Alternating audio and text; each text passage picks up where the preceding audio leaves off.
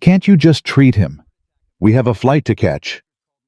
My wife said those words about me while I was strapped to a gurney, my heart quitting inside my chest. 16 years of marriage, and that was her answer to, "He's dying." I heard it through a phone the paramedic was holding to my ear, and I promise you that sentence did more damage than the heart attack ever could. But here's what Vanessa didn't know: I was still conscious. And I remembered every single word. What she and her son did next, and what I did back, changed all of us forever. Before we go on, drop your city in the comments so I can see how far this story travels. Are you watching from Texas, Florida, Ohio? Let me know, and if a man refusing to be discarded is a story you want to see through to the end, hit subscribe and stay with me, because this is only where it begins. Part 1. My name is Daniel Whitmore. I was 68 years old the morning my chest tried to kill me. And I want you to understand something before I tell you what happened. I was not a weak man. I built a technology company in Seattle from a rented desk and a folding chair. I slept in that office for the first 2 years of its life because I couldn't afford both rent and a bed. 40 years. 40 years of building. And it took my wife exactly one sentence to make me feel like none of it had ever mattered. It started like any Tuesday. I was in my office by 6:30, the way I'd been for 4 decades. Olivia, my business partner, the sharpest woman I've ever worked beside, had left a report on my desk, and I remember thinking I'd call her before the meeting to go over the numbers. That was my last ordinary thought. Then something reached into my chest and squeezed. I want to be honest with you about what that felt like, because I think a lot of you watching have either lived it or love someone who has. It wasn't sharp. It was heavy. Like a man sitting on my sternum, then 2 men, then the whole weight of a building. My left arm went cold and stupid. The room tilted. I reached for the phone and knocked over a coffee I'd poured maybe 90 seconds earlier, and I heard the mug shatter, and I thought, clear as day, Daniel. You are having a heart attack, and if you don't call now, you are going to die on this floor. I got one word out to my assistant before I went down. 9. She understood. Bless that young woman, she understood. She had the paramedics on the line before I hit the carpet. Now here's the part nobody tells you. When you're on that floor, you don't think about money. I had built an empire, and lying there, I couldn't have told you my own bank balance if you'd offered to save my life for it. You think about faces. You think about the people you built it all for. And the 2 faces I saw were Vanessa's and Ryan's. My wife, my stepson. I thought, they're going to be so scared. God, I was a fool. The paramedics were good. Fast, calm hands everywhere. One of them, a kid honestly couldn't have been 30, kept talking to me the whole time. Stay with me, Daniel. You're doing great, Daniel. We're gonna get you there. He kept using my name like it was a rope he was throwing me. I held on to it. In the ambulance, he said, "Is there someone we should call wife, kids?" "Vanessa." I managed. "My wife. Her number's my phone." He found it. He dialed. And because I was hooked to a monitor and he needed his hands, he held the phone up near my head while he worked close enough that I could hear. It rang twice. "Hello." Vanessa's voice. Bright. Almost cheerful. I heard music behind her and laughter, and I realized later she was already at the airport lounge. "Mrs. Whitmore. This is Kevin. I'm a paramedic. I'm with your husband, Daniel. He's suffered a cardiac event, a heart attack, and we're transporting him to Swedish Medical right now. He's stable, but this is serious. How soon can you get to the hospital?" There was a pause. I want you to sit in that pause with me for a second. Because in that pause, I still believed. I still believed the woman I'd married would say, "Oh my God," and drop everything. My whole body was straining toward that pause, waiting for it the way you wait for water when you're dying of thirst. And then she said, "Wait, how serious? Like, is he actually in danger, or is this a precaution?" Kevin's jaw did something. I saw it. "Ma'am, he had a heart attack. He needs his family." Another pause. And I heard her turn away from the phone. I heard her say to somebody, to Ryan, it had to be Ryan. "It's Daniel. Something with his heart." And I heard Ryan's voice muffled ask something. and I heard her answer him before she answered the man trying to save my life. Then she came back on the line and said the words, "I will carry to my grave. Can't you just treat him? We have a flight to catch. It's a whole thing. We've had this booked for months. Is there paperwork I can just approve over the phone or something?" Kevin looked at me. He didn't mean to. His eyes just went to mine because I think he could tell I'd heard, and he didn't know what to do with his face. Neither did I. I said, and it came out as a whisper because that's all I had, "Hang up." He hesitated. "Hang up the phone." He ended the call. And in that ambulance, with a monitor screaming next to my ear and a stranger's hand on my chest, I felt something inside me that had nothing to do with the heart attack. I felt myself go quiet. You have to understand, I'm not a man who cries easy. I didn't cry when my first company folded. I didn't cry burying my own father. But I'll tell you what happened in that ambulance. Something old and warm that had been running in me for 16 years just switched off, like a furnace shutting down. And in its place came a cold I'd never felt before. Kevin said, real quiet, "You want me to try anybody else? You got a partner, a friend, anybody?" And that cold thing in me answered for me.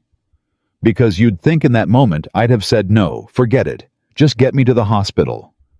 But instead, a name came out of my mouth clear and steady, the first steady thing I'd said since I hit the floor. Olivia Carter, my business partner. Her number's under Liv. He called her. And I heard her answer. "Daniel." "Why are you calling from? Who is this?" "Ma'am, I'm a paramedic. Daniel's had a heart attack. We're heading to Swedish." I have never in my life heard someone move as fast as Olivia moved through that phone. I heard a chair scrape. I heard her already grabbing keys. She didn't ask if it was serious. She didn't ask about paperwork. The first words out of her mouth were, "Which entrance? Emergency. I'm 40 minutes out. I'm leaving right now. Tell him put the phone to him. Daniel, you listen to me. You do not get to check out today. You hear me? I did not put 20 years into that company to run it alone. Fight. I'm coming." And there it was. 2 phone calls. 2 women. One who'd shared my bed for 16 years and asked if she could approve my treatment by text so she wouldn't miss a flight. One who wasn't blood, wasn't married to me, owed me nothing, and was already in her car. That's the moment, folks. That's the exact moment my old life ended and my real one began. Not the heart attack. The 2 phone calls. The next thing I remember clearly is waking up in a hospital bed with tubes in my arm and Olivia asleep in the chair beside me. She'd stayed all night. She woke up when I moved. Her eyes were red. "There he is," she said, and her voice cracked right in half on 3 little words, and this hard, brilliant woman who negotiated deals that made grown executives sweat. She put her hand over her mouth and just breathed for a second. "How long?" I asked. My throat felt like gravel. "Since yesterday morning. You've been in and out. They put in a stent. Doctor says you're lucky another 20 minutes and we'd be having a very different morning." She leaned forward. "Daniel, I have to ask you something and I need you to be honest with me, even though you're going to hate it." "Ask." "Where is your wife?" And you know what I did? I laughed. It hurt like hell laughing with a fresh stent in your heart, but I laughed because the alternative was something much worse. "On a plane?" I said. "Somewhere over the Pacific, I'd guess." Olivia's face did a thing I'd never seen it do. She's a controlled person. But right then, something moved across her face that was pure, undiluted fury, and she stood up out of that chair and walked to the window and stood with her back to me, and I could see her shoulders working like she was trying to hold something in. "She knows," Olivia said to the glass. "She knows you had a heart attack. She knows. And she got on the plane anyway. She asked the paramedic if she could approve my treatment over the phone so she wouldn't miss it."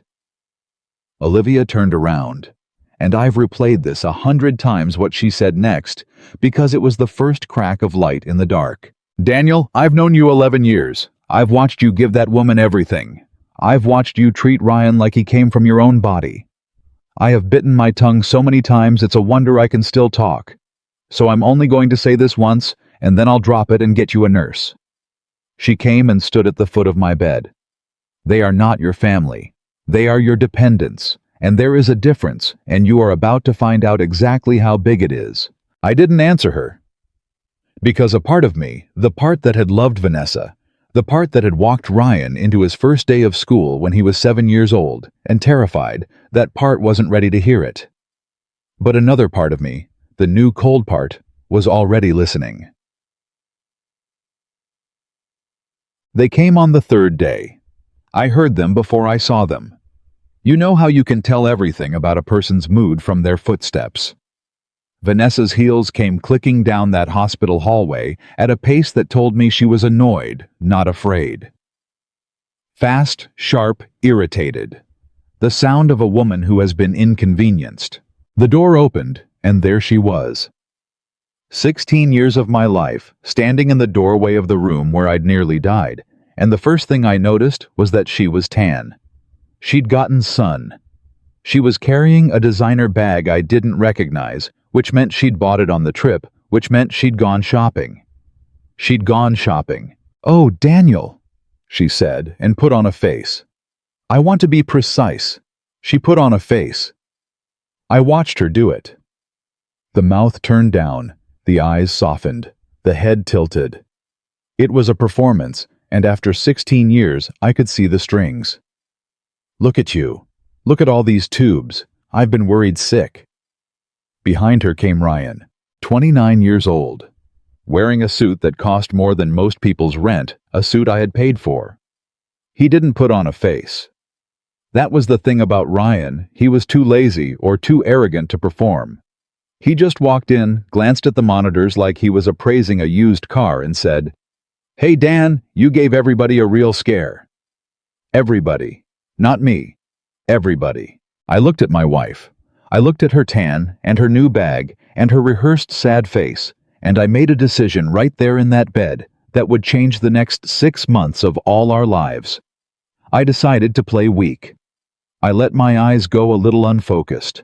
I let my voice come out thin and slow, slower than it needed to. "Vanessa," I breathed. "You came." "Of course I came," she said, rushing to the bed, taking my hand. Her hand was cold. The second we landed, I told Ryan, I said we have to go straight to Daniel. I don't even care about the bags. Olivia, who was sitting in the corner and whom Vanessa had pointedly not acknowledged, said in the flattest voice I have ever heard, "The flight was 6 days ago." The room went cold. Vanessa didn't even look at her. "We came back, Olivia. There were flights to rebook. It's not you wouldn't understand, you don't have a family." Then to me, softening again, "Don't listen to her, sweetheart. You need to rest." And here's where I learned what Olivia meant about dependence versus family. Because Ryan couldn't wait. He couldn't even give it a full 5 minutes. He pulled a chair up to my bed and he set a leather folder on the tray table across my lap, the one they use for meals, and he flipped it open and inside was a stack of documents. "Dan, I know this isn't the time," he said, in a voice that told me he thought it was exactly the time, but the company can't just sit there while you recover. There's decisions that need making. Vendors payroll the Henderson contract.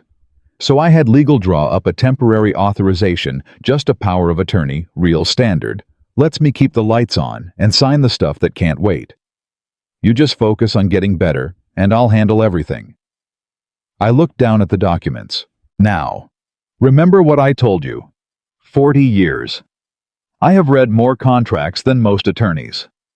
I have had people try to slip things past me in the fine print since before Ryan was born, and even doped up on whatever they had running into my arm, even with a stent 3 days old in my heart I could read.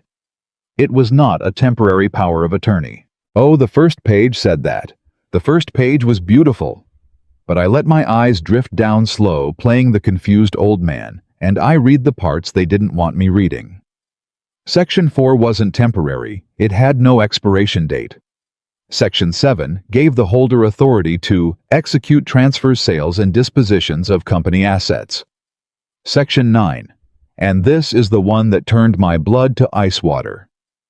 Section 9 named a successor authority in the event I was medically incapacitated, and the successor wasn't Ryan. It was Vanessa. They'd built a chain.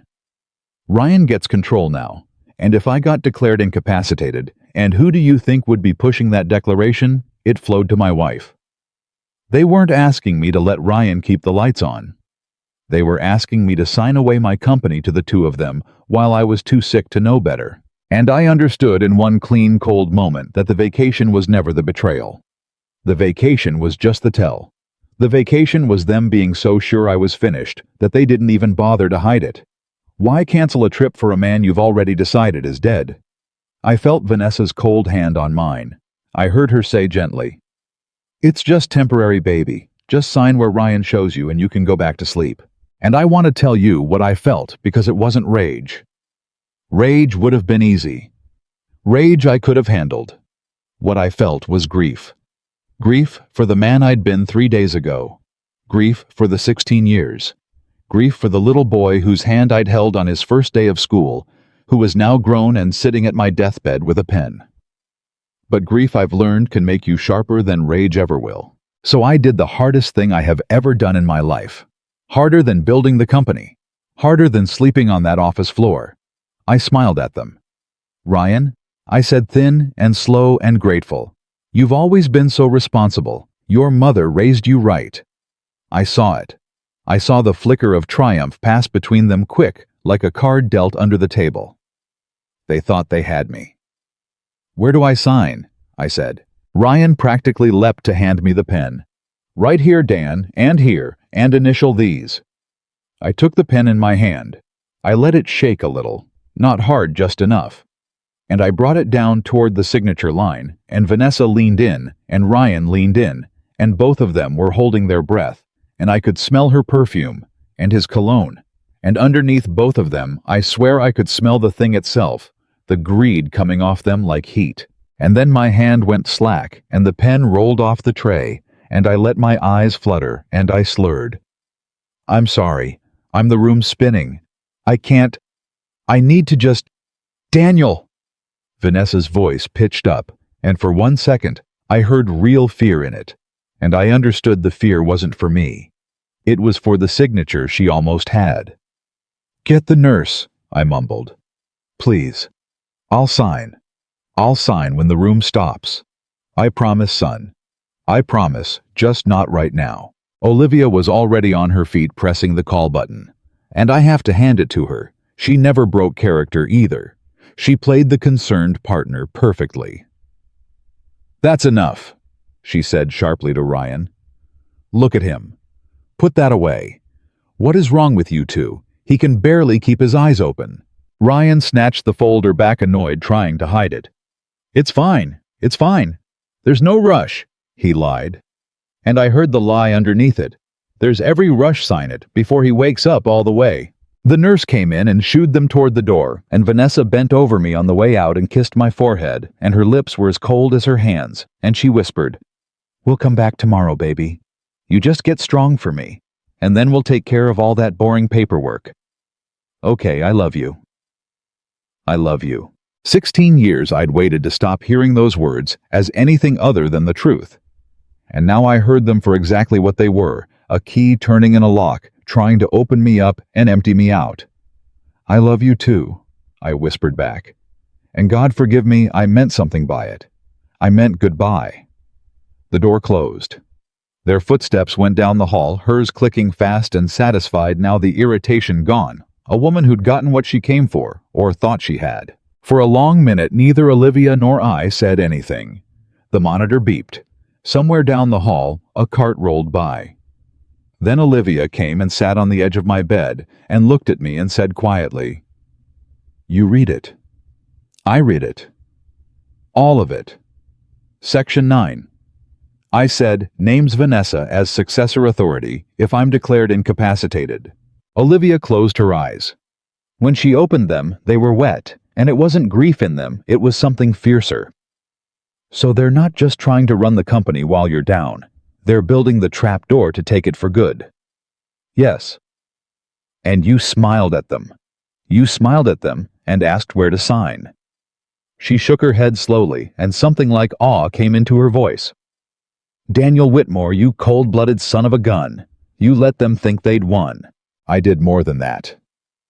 I found her hand, her warm hand, the first warm hand that had touched me in that room, and I held it, and I felt the cold thing in my chest finally find a shape, finally find a purpose. The furnace hadn't just shut off. It had turned into something else, something that ran on a different kind of fuel.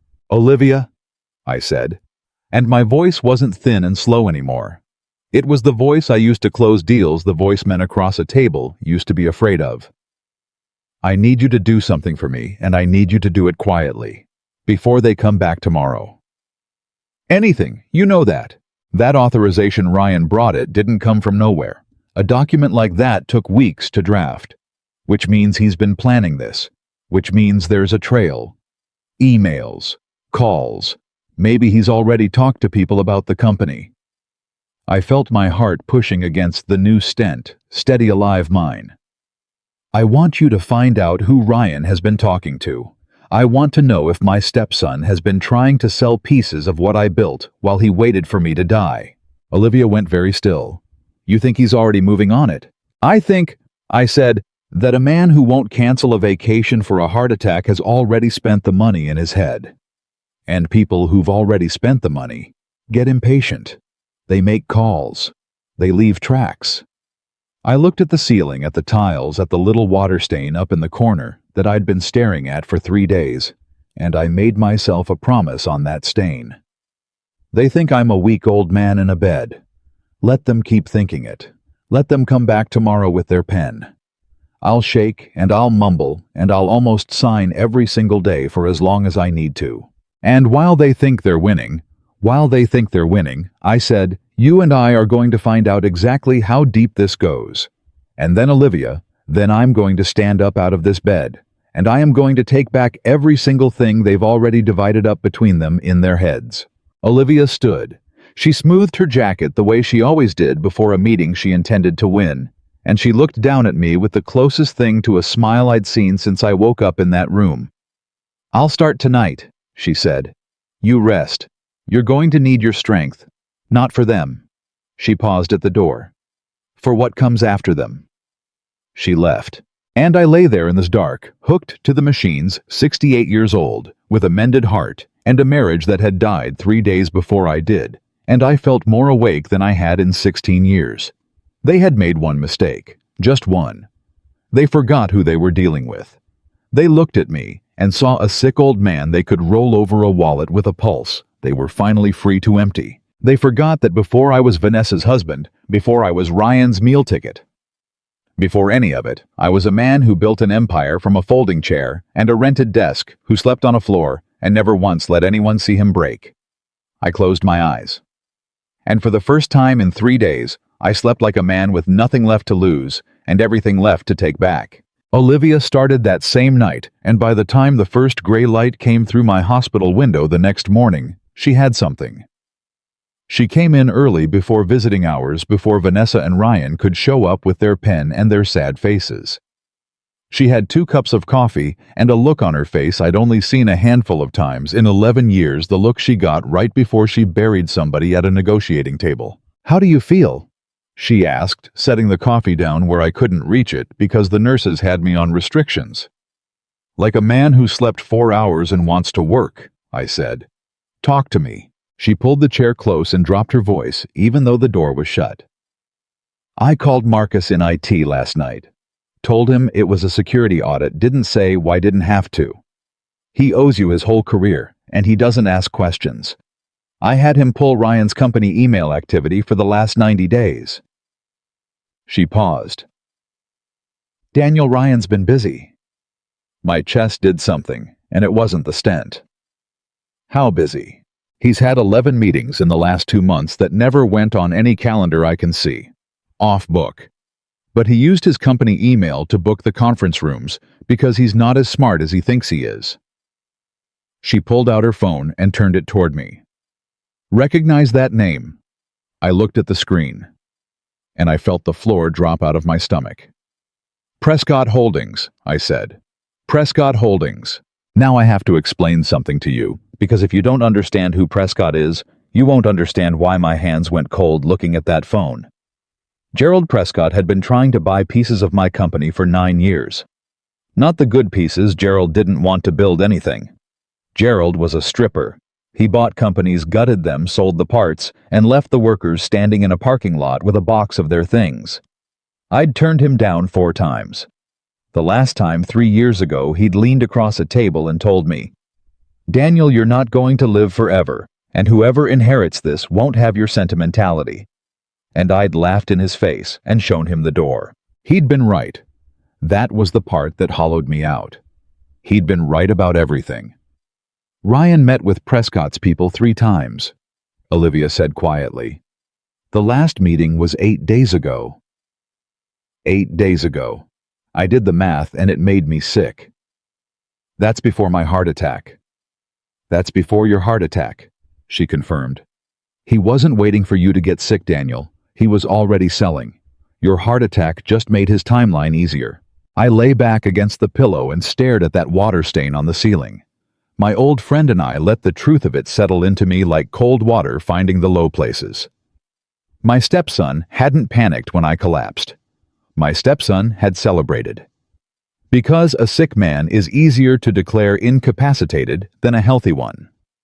My heart attack hadn't ruined their plan. My heart attack had completed it. "I need to see the emails," I said. "The actual emails, not just the meeting names. Marcus is pulling them. But there's a problem." Olivia hesitated, and Olivia doesn't hesitate. "The emails from the last 2 weeks, the ones right around your heart attack, they're gone. Deleted. Not from the calendar bookings, he missed those, but the actual correspondence with Prescott wiped clean off his account." "Then it's gone." "It's not gone." And now she almost smiled. "Because your company email server keeps a backup for legal compliance. Ryan doesn't have access to that. You do. Or technically the CEO does, and last I checked, that's still you." She leaned in. "But I can't pull it from here. I need you to sign an authorization. A real one. Giving me server access. And I need to do it before they get you to sign their paper, because the second Ryan has power of attorney, he can lock me out of everything." I understood exactly what she was saying. It was a race now. 2 documents, 2 futures. Whichever one got signed first won. "Give me the pen," I said. "And here's the thing I want you to sit with." 2 days earlier, I'd faked a shaking hand and let a pen roll off a tray to keep from signing away my life. Now I took Olivia's pen and I signed my name so clean and so hard I nearly tore the paper, and my hand didn't shake even a little. And I felt something come back into my body that had been missing since I hit that office floor. I felt like myself. Olivia took the signed page, folded it, and slid it into her jacket. "I'll have the backups by tonight." "Good. Because—" The footsteps in the hall stopped me cold.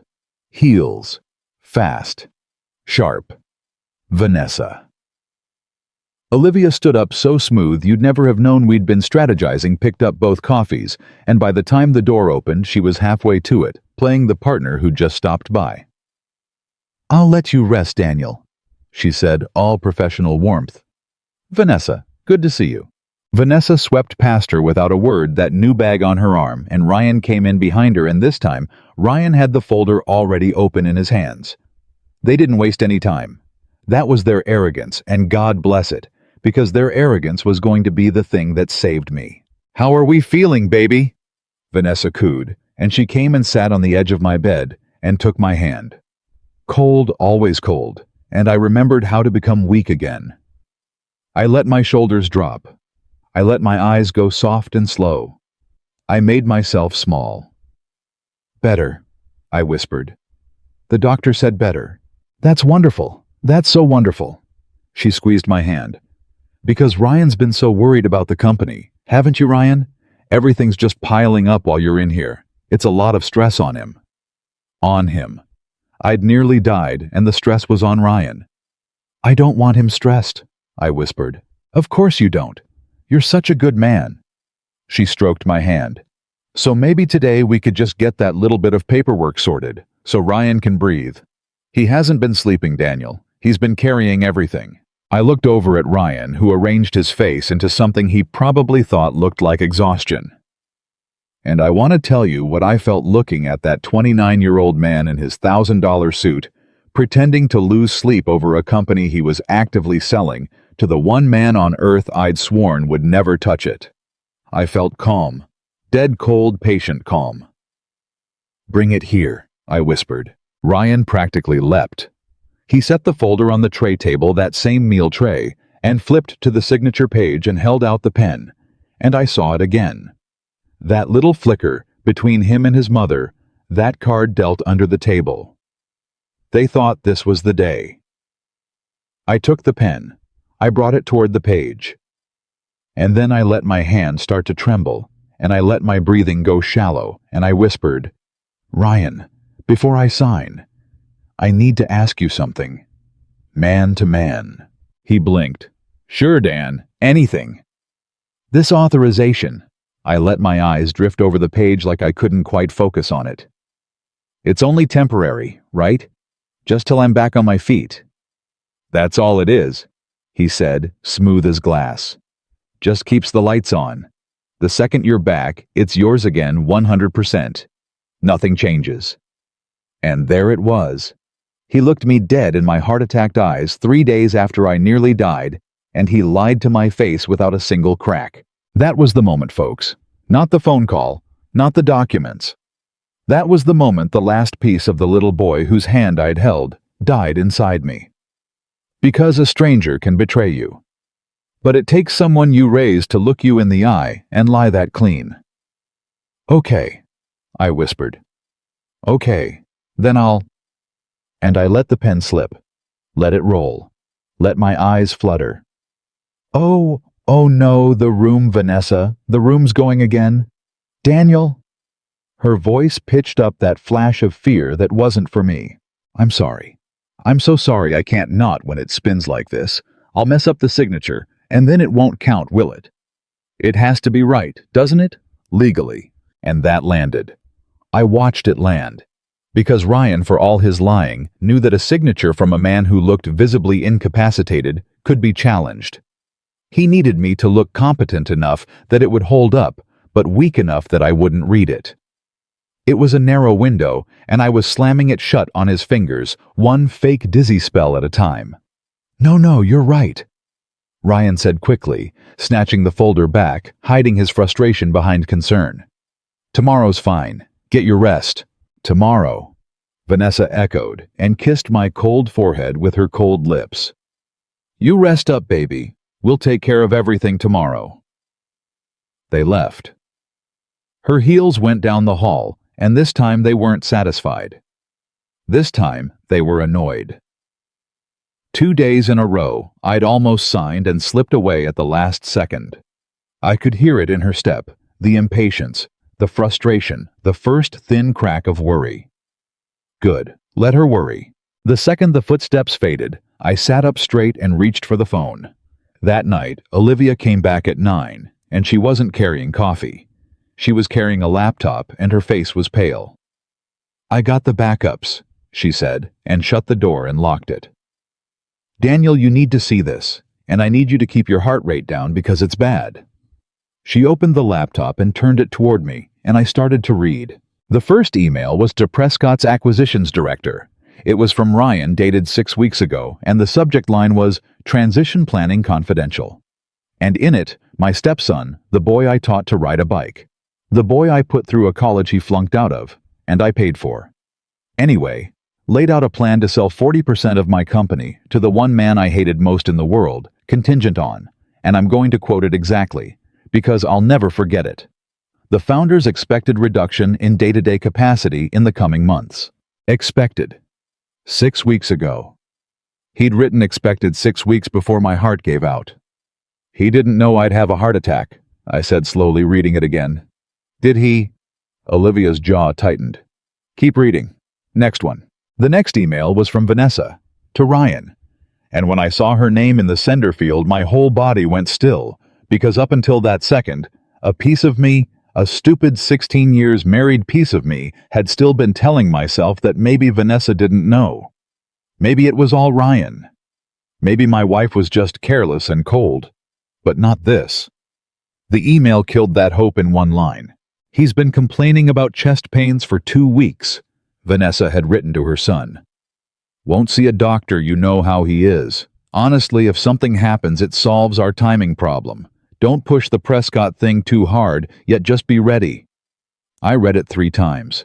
If something happens, it solves our timing problem. She knew. My wife knew I was having chest pains. For 2 weeks, I'd been telling her I felt tightness. I felt short of breath. And she'd told me I was working too hard, and to take an aspirin.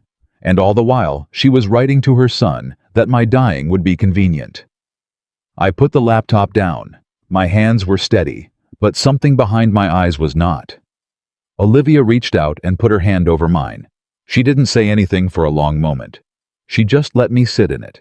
I want you to hear me, she finally said very quietly. What you're feeling right now, that's the worst it's going to get. Right now, this second is the bottom. And I've watched you climb out of things worse than this. There's nothing worse than this, I said, and my voice cracked, and I hated that it cracked. Yes, there is. There's the version where you never found out. There's the version where you signed that paper on day 1 and lost everything and never knew why. That's worse. This, she tapped the laptop. This is a gift. It's ugly, but it's a gift. You know now. And knowing is the only thing that lets you win. She was right. God, she was right. That was the thing about Olivia. She could reach into the worst moment of your life and hand you a reason to stand up. How many people know about the Prescott deal?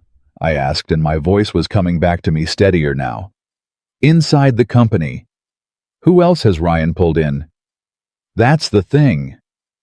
She scrolled. He's kept it tight. Just him, a lawyer he hired privately, not our firm, a boutique guy named Dell that nobody at the company knows, and Prescott's people. He hasn't looped in anyone on our board, which means the board doesn't know their own CFO is trying to sell the company out from under them. Right. Which means, I said, and I felt the dealmaker waking all the way up in me. Now the man who'd spent 40 years 3 moves ahead of everybody in the room. If I go to the board first before Ryan even knows I'm onto him, I'm not the sick old man begging them to trust me. I'm the CEO warning them their CFO is committing fraud. The whole story flips. Olivia sat back and looked at me, and slowly, that dangerous little smile came back to her face. There he is, she said softly. There's the man I signed up to work with. But then her smile faded, and she leaned in again. There's a catch, Daniel. A big one.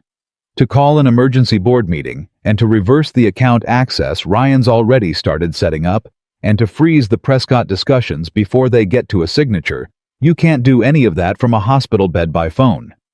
Legally, for it to be airtight, for it to survive every challenge those two are going to throw at it, you have to appear. In person, competent, sharp, in command. You have to walk into a room and be the Daniel Whitmore that everyone remembers, not the one lying here in a gown. When's the earliest I can be discharged? I asked your cardiologist, off the record. She winced. 6 days, minimum, and that's if everything goes perfectly. 6 days. How long, I asked, before Ryan realizes I'm never actually going to sign that paper? And there it was, the real clock, because we both knew the answer. 2 days, Olivia said. 3 at the most. He's already frustrated. When a man like Ryan gets frustrated, he stops being patient and he starts getting reckless. The second he decides you're not going to sign willingly, he moves to have me declared incapacitated. The successor clause, Section 9, the trapdoor. He gets a doctor to say I'm not competent, and then he doesn't need my signature at all. He and Vanessa take control through the courts. Yes, 6 days to be strong enough to walk into a boardroom. 2, maybe 3. Before my stepson stopped asking nicely and went to war. I lay there and did the math, and the math was bad. But you want to know something I learned in 40 years of building? The math is always bad. If the math were good, everybody would do it. The whole game is what you do when the math is bad. Then we make him wait, I said. How? The same way I've been doing it. I keep almost signing, every day. I get right up to the line and I get dizzy, and I apologize, and I promise tomorrow. As long as he thinks the signature is coming, he won't go to the courts because the court route is slower and messier, and it exposes him. Why would he take the hard road when he thinks the easy road is one more day away? I looked at her. I keep dangling the pen. I keep impatient. I buy the 6 days one fake dizzy spell at a time. Olivia stared at me. You're going to sit in that bed and let those two people walk in here every single day and lie to your face and put a pen in your hand knowing what you know now, and you're going to smile at them and play weak for 6 days. Yes. Daniel, that's... She stopped. She searched for the word. That's the coldest thing I've ever heard you say. And I mean that as the highest compliment I know how to give. And I'll be honest with you. She was right that it was cold. But it wasn't easy. I want you to understand that because I don't want you thinking I was some machine. Every morning for the next 6 days, my wife of 16 years was going to walk into that room and take my hand with her cold fingers and call me baby. And I was going to have to hold that hand. And remember, she'd written that my death would solve a timing problem. Every day that boy was going to look me in the eye and lie. And I was going to have to smile and thank him for being so responsible. It's one thing to be betrayed. It's another thing to have to perform gratitude toward the people betraying you day after day so you can save yourself. That's not cold. That's the hardest kind of warm there is. It's love that's learned exactly what it's worth and decided to survive anyway. There's one more thing, Olivia said, and she pulled a slim folder from her bag. While you're buying those 6 days, I'm going to build the case. Everything Marcus pulled everything on that server, the calendar bookings, the Prescott emails, Vanessa's message. I'm going to hand it to our attorney quietly and have him prepare everything. Emergency board resolution, account freeze, a cease and desist to Prescott, Ryan's termination for cause. It'll all be drafted and ready. And the day you walk out of this hospital, we don't waste an hour. We don't give them a chance to react. You walk out that door and straight into that boardroom and you fire the first shot before they even know there's a war. Blitzkrieg, I said. Blitzkrieg, she agreed. I reached out and gripped her hand, and I felt how warm it was, and I thought about the 2 phone calls again, the 2 women, the cold one on the plane, and the warm one already in her car. And I understood that the whole difference between losing my empire and keeping it came down to which hand I'd reached for when I was dying on that floor. I'd reached for the right one, barely, by instinct, and that instinct was going to save my life a second time. Olivia, I have to ask you something. I held her hand a little tighter. 16 years I was married to a woman who wrote that my death would be convenient. 11 years I worked next to you, and you slept in a hospital chair. How did I get it so wrong? How did I look at those 2 every single day and not see it? She didn't answer right away. She thought about it the way she thought about everything, carefully, honestly. Because you wanted a family, she said finally. So bad. You built all this. She gestured at nothing, at everything, at 40 years. And I think somewhere in you, there was still that man, sleeping on the office floor, who wanted more than any of it to come home to people who loved him. And when Vanessa and Ryan gave you a family, shaped like the one you wanted, you didn't look too close. You couldn't afford to. Looking too close might have meant it wasn't real. She squeezed my hand. That's not stupidity, Daniel. That's the loneliest kind of hope there is. And it's the most human thing about you. I didn't say anything. I couldn't. Because she'd named a thing in me I'd never had words for, and she'd named it gently.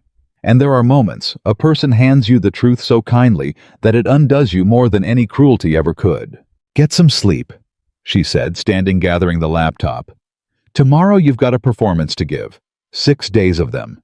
Best acting of your life. And then... She paused at the door, and her smile was pure steel now. And then you get to stop pretending. And I promise you, Daniel, watching you stop pretending is going to be the single most satisfying thing those 2 people have ever witnessed. Right before it's the worst. She left, and I lay in the dark, and I did not feel like a victim. I want you to understand that, because up until 3 days ago, I'd thought betrayal turns you into a victim, into something broken and small. It doesn't have to. It only does that if you let the betrayal be the end of the story. I decided lying there that it was going to be the middle. I ran it all through my mind one more time, the way I used to run through a deal the night before I closed it. 6 days of playing weak. Vanessa's cold hand every morning. Ryan's clean lies. The pen dangled and dropped, buying me time by the hour. Olivia in the shadows building the blade. The board who didn't yet know they were about to be handed a war. Prescott licking his lips somewhere across town, sure that after 9 years he was finally going to get his hands on the thing I'd told him he'd never touch. And Section 9, the trapdoor waiting under my feet with Ryan's hand on the lever growing more impatient by the day. 2 clocks running against each other. My recovery against his patience. 6 days against 2 or 3. It was going to be close. But I'd built an empire out of close. Close was where I lived. Close was home. I closed my eyes and I heard those 2 phone calls one last time before I slept. Can't you just treat him? We have a flight to catch and you do not get to check out today? I'm coming, and I let them play side by side, and I stopped being sad about the first one. Somewhere in those 6 days, I was going to stop grieving the marriage entirely and start using its corpse as a foundation. That's what 40 years teaches you. Nothing is wasted. Not even the worst thing that ever happened to you. Especially not that.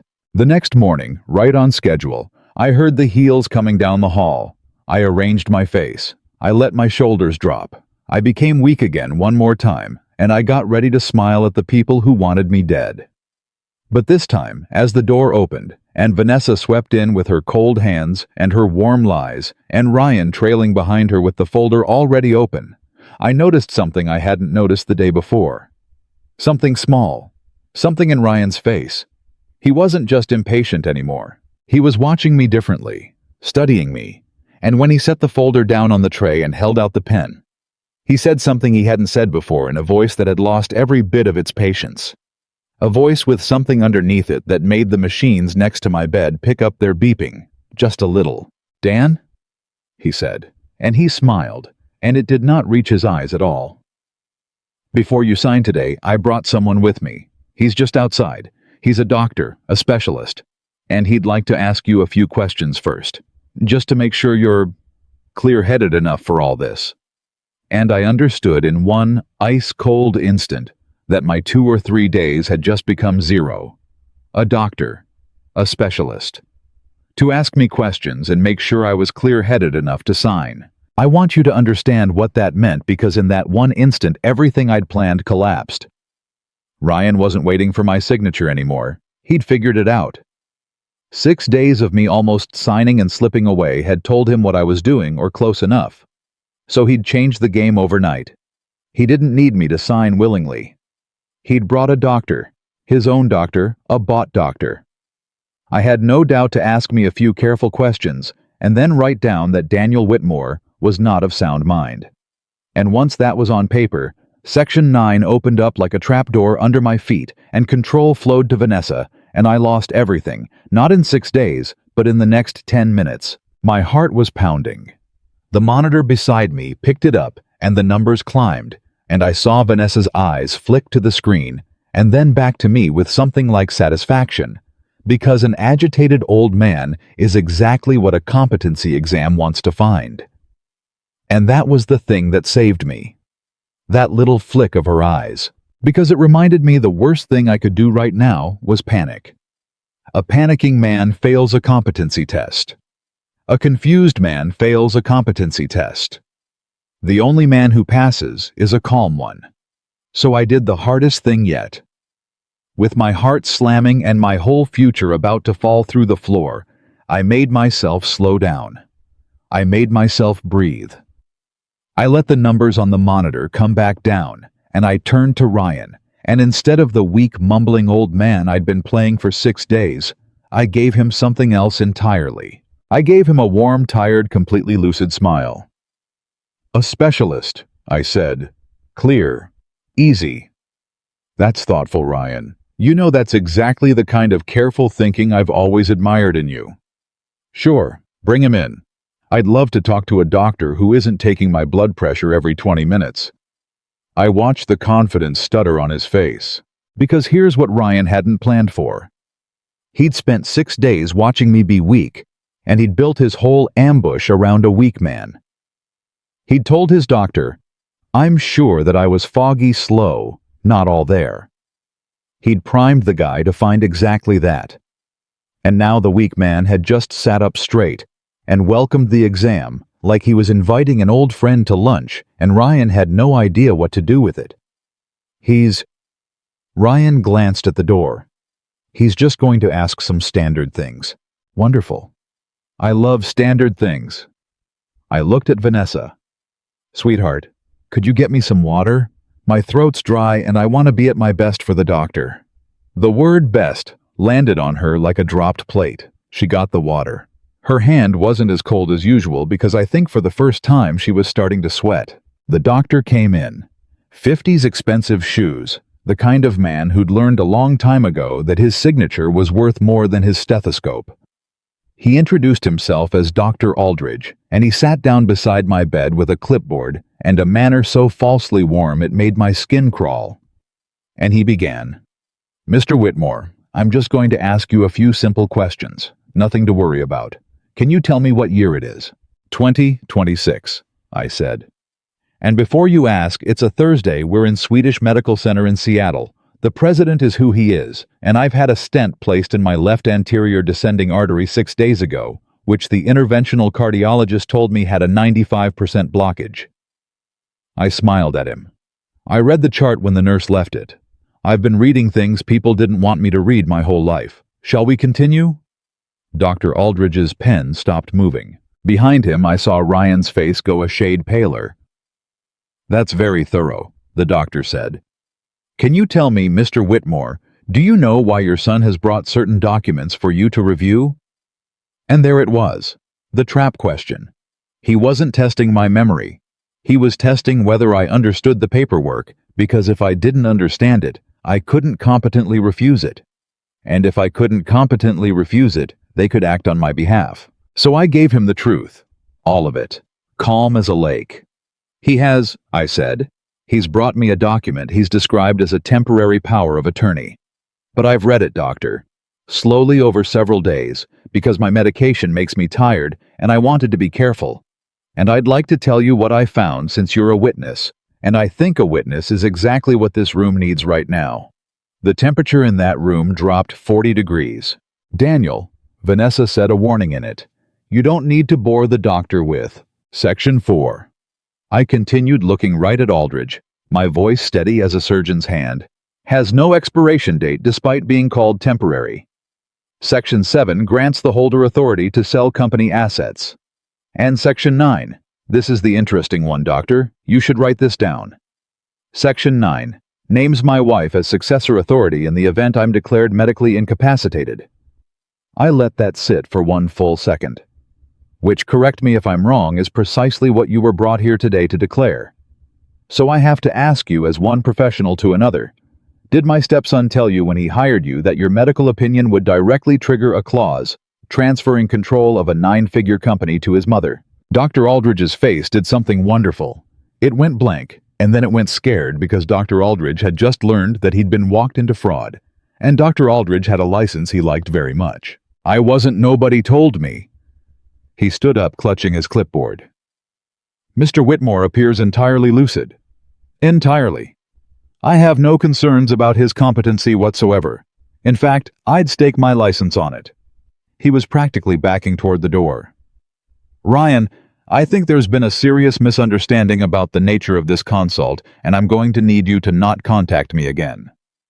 He was gone before Ryan could say a word. And now it was just the three of us.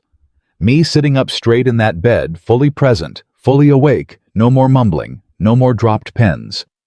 And the two of them standing there realizing all at once that the weak old man they'd been circling for 6 days had never been weak at all. The silence went on a long time. Vanessa broke it. And I have to tell you, watching her face try to find the right expression was like watching someone shuffle a deck looking for a card that isn't in it. She tried tender. She tried confused. She landed finally on wounded.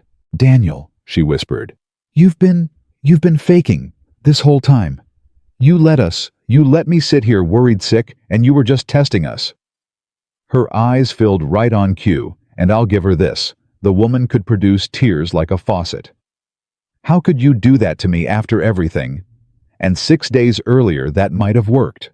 That was the terrible thing. 6 days earlier, some starving piece of me would have grabbed at those tears like a lifeline. But I'd read the email. If something happens, it solves our timing problem. "After everything," I repeated softly. "You want to talk about after everything, Vanessa?" "Let's." 2 weeks before my heart attack, I told you I was having chest pains. Do you remember what you said?"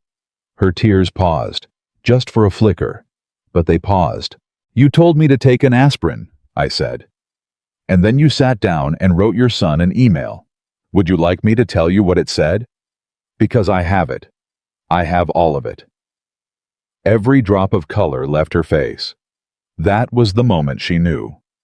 Not suspected. Knew. That whatever I had, it was enough, and it was real, and it was already out of her reach. Ryan moved first. Ryan always did, because Ryan was the one who thought he was smart. He stepped forward and dropped the wounded son act completely, and his voice came out flat and hard, and much older than his 29 years. "What do you have?" he said. Not a question, a demand.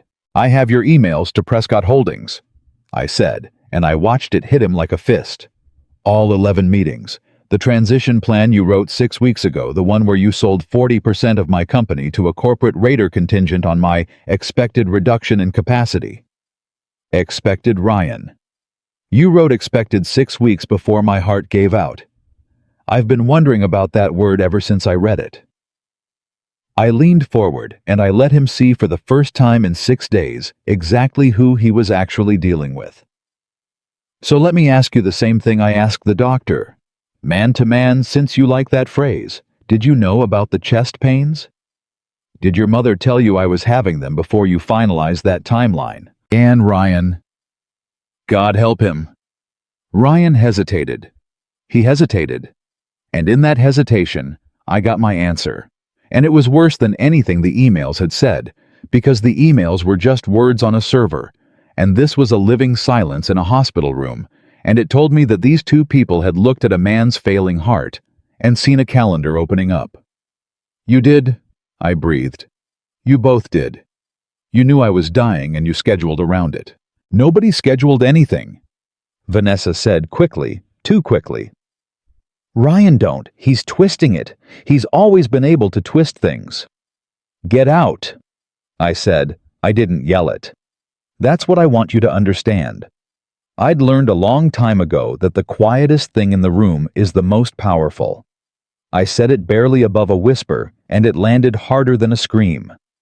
"Daniel, get out of my room, both of you, right now." I reached over and I pressed the call button and I held it down. I'm going to have a very nice conversation with hospital security about two people who brought a fraudulent doctor into a cardiac patient's room to fake a competency ruling. And you're going to want to be gone before that conversation starts, because it's the kind of conversation that generates a police report. That word police did what nothing else had. Ryan grabbed his folder. Vanessa grabbed her bag. And for 1 second at the door, my wife of 16 years turned back and looked at me, and the mask came all the way off. And what was underneath wasn't sad, and it wasn't sorry. It was calculating. Already recalculating. Already asking herself what she could still salvage. "This isn't over," she said. "No." I agreed. "It's really not." They left. The heels went down the hall fast, not annoyed this time, not satisfied. Scared. Finally, genuinely scared. And I sat back against my pillows and my heart was going hard, and I pressed the button and told the nurse I was fine. False alarm, and I picked up my phone with a hand that was at last completely steady. And I called Olivia. She answered on the first ring. "Daniel, what's wrong? Your heart rate alert just..." "They brought a doctor," I said, "to declare me incompetent. This morning, 10 minutes ago." Silence. Then very controlled. And I passed his exam so hard, he quit on the spot and told Ryan never to contact him again. I couldn't help it. I laughed and it hurt, and I didn't care. "It's blown, Liv. The whole slow game. They know I know. They know I have the emails. It's a war now in the open starting right now today. I heard her stand up. I heard the keys again, that same sound from the ambulance 6 days ago. The sound of a person who moves when it matters. Then we move today, she said. Forget the 6 days. Forget waiting for discharge. Can you get out of that bed? I don't know. Maybe. The doctor said, not can you be discharged. Can you get out of the bed? Can you stand up, put on a suit, and walk into a boardroom this afternoon? Because if we wait even one more day, Ryan runs straight to a judge and tries the court route, and once a judge is involved, it gets slow and public and ugly, and Prescott will use the chaos to push the deal through while everyone's distracted. Her voice was pure velocity now. The only way to win clean is to move before they can react. We go to the board today. You appear. You're competent. You're furious. You're in command. You hand them the evidence yourself before Ryan can spin a single word of it. We fire the first shot and we don't stop firing. The cardiologist will lose his mind if I discharge myself. Then discharge yourself against medical advice. People do it every day. I'll have a nurse on standby. I'll have a car with a driver. I'll have your medication. I'll have a doctor of ours, a real one, meet us at the office in case anything happens. But Daniel. And here her voice caught, just for a second, the only crack in all that momentum. I'm not going to pretend it's safe. It's 6 days after a heart attack. Getting out of that bed to go win a war might be the most dangerous thing you've ever done, and I can't tell you to do it. I can only tell you that if you don't, I think you lose everything. So it's yours. It has to be yours. I looked at that water stain on the ceiling one last time. I thought about the office floor I slept on for 2 years. I thought about the folding chair. I thought about every impossible situation I'd walked into and out of over 40 years, every deal everyone told me was already lost. And I thought about a woman on a plane over the Pacific asking if she could approve my treatment by text. And I thought about her son writing expected 6 weeks before my heart broke. And I thought I did not survive that heart attack to lose to these two. Bring the car, I said. And Olivia, bring me the good suit, the charcoal one. If I'm going to walk into that room, I'm not walking in looking like a patient. I'm walking in looking like the man who built the whole thing. That's my answer, she said, and I could hear her already moving, already halfway out her door. 90 minutes. Be ready. I hung up. And I called the nurse in, and I told her I wanted to speak to the physician on duty about discharging against medical advice, and the poor woman looked at me like I'd lost my mind, and maybe I had. But there's a kind of losing your mind that's really just finding your spine. The doctor came and argued. I let him argue. He told me the risks, the strain, the blood pressure, the fresh stent, the chance of a second event. I listened to every word, and I signed the form anyway. Competent and clear-eyed, my hand steady as stone. And I want you to notice something. 6 days earlier, I'd faked a shaking hand to avoid a signature. Now I signed a form that might kill me without a tremor, because it was mine, because it was my choice, because after 16 years of other people trying to move my hand across a page, I was finally the one holding the pen. I got dressed. It took everything I had. My body was weaker than my will by a wide margin. And there was a moment sitting on the edge of that bed, with one arm through my shirt when the room swam for real, no acting, and I had to grip the rail and breathe and wait for it to pass. And in that moment, a small voice asked me if I was being a proud old fool, if I should lie back down and let the lawyers handle it slow and safe. And then I thought about Prescott. 9 years he'd been circling. 9 years since he leaned across that table and told me whoever inherited this wouldn't have my sentimentality. And I realized the worst thing that could happen wasn't dying in that boardroom. The worst thing that could happen was Gerald Prescott getting the company I built from a folding chair handed to him by a woman who wouldn't cancel a vacation, and a boy I raised who wrote expected. That got me to my feet. Olivia arrived in 85 minutes. She came through the door with a garment bag over her arm, and one look at me dressed upright gray in the face, but standing, and her eyes went bright and hard and proud all at once. "You look like hell," she said. "I feel like hell." "Good. Hell is exactly what we're about to bring. She handed me the garment bag. Charcoal suit, and I did one better. She pulled out a folder thick-tabbed, organized the work of 6 days of quiet nights. Everything. The Prescott emails, Vanessa's message, the calendar records, the fraudulent power of attorney with all 9 sections flagged, a drafted board resolution removing Ryan for cause, an account freeze order ready for your signature, and a cease and desist to Prescott Holdings that our attorney will fire the second you say go. She looked at me. I called an emergency board meeting for 4 o'clock. I told them it was a security and compliance matter and that the CEO would be present. I didn't tell them what. I wanted their faces honest when you walk in. 4 o'clock. I looked at the clock on the wall. 2 hours. Do they know I'm coming? I asked. Does Ryan? And Olivia smiled, and it was the coldest, most beautiful smile I have ever seen on a human face. Ryan thinks you're in a hospital bed, she said. Ryan thinks he has time to run to a judge in the morning. Ryan has no idea that in 2 hours you're going to walk through the boardroom door on your own, 2 feet 6 days after a heart attack, with his entire betrayal printed and tabbed in a folder. She helped me into the jacket. He made one mistake, Daniel. The same one his mother made on that plane. He decided you were already finished, and now he's about to learn what everyone who ever wrote you off has learned. She straightened my lapel, the way you'd straighten a soldier's collar before a battle. That a man who built an empire from nothing, she said quietly, is never ever finished until he says he is. I looked at myself. Charcoal suit, standing, alive, furious, ready. Let's go take it back, I said. And we walked out of that hospital room together, not the sick old man they'd left behind, not the wallet with a pulse, not the convenient timing problem. We walked out into that hallway past the nurse's station toward the elevator, and the car, and the boardroom, and the reckoning. And with every step, my legs got a little steadier, and my spine got a little straighter. And by the time those elevator doors opened, I wasn't leaning on anybody. I was walking on my own, straight toward the 2 people who thought they'd already won. The car ride to the office took 22 minutes, and I spent every one of them going over the folder while Olivia briefed me on the board. 9 members, she said, driving faster than she should have. You control 3 seats directly. I'm one. Harold's loyal, he's been with you since the 2nd year he'd walk through fire for you. That's 5, technically a majority. But majorities don't matter if the story's already been poisoned, and I don't know how many of them Ryan's gotten to.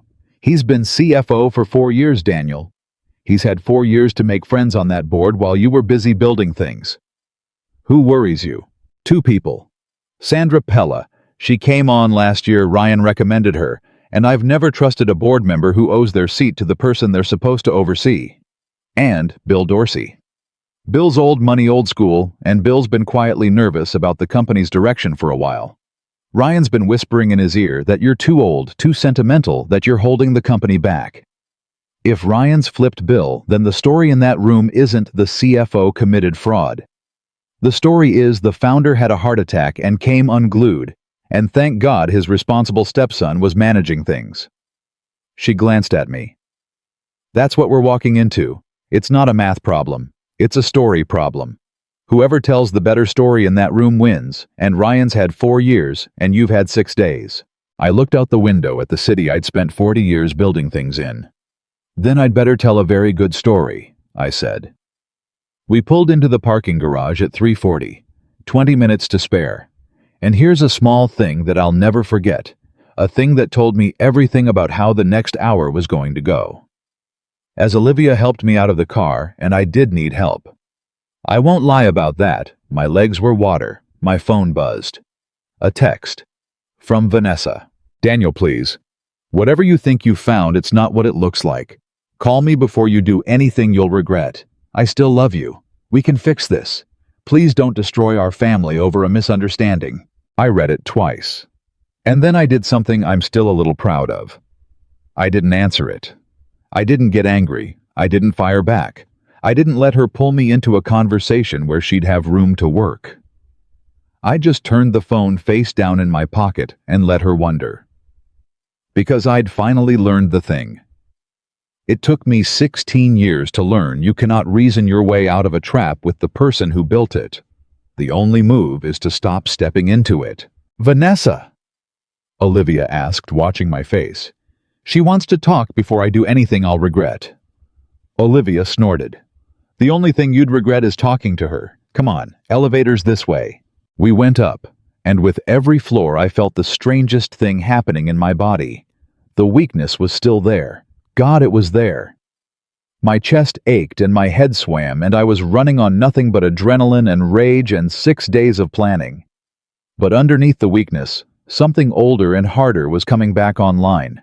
The deal maker, the builder, the man who used to walk into rooms full of people who'd already decided the answer was no and walk out with a yes.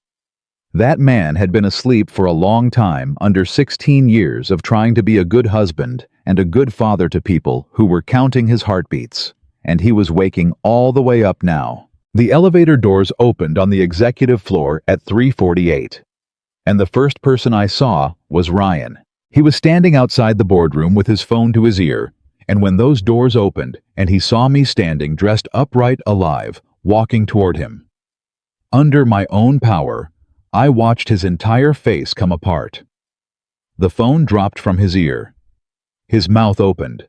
For one full second, my stepson looked at me like he was seeing a ghost, because in his mind, I was in a hospital bed, and dead men don't walk into boardrooms in charcoal suits. Dan, he said. What, you can't, you're supposed to be. In bed, I said, and I didn't slow down. I walked right past him toward the boardroom doors. Dying signing. Which one, Ryan? Which one was I supposed to be doing right now? You can't be here. He scrambled after me. This is a board matter. You discharged yourself. That's Vanessa said you weren't stable. You're not competent to. I stopped. I turned.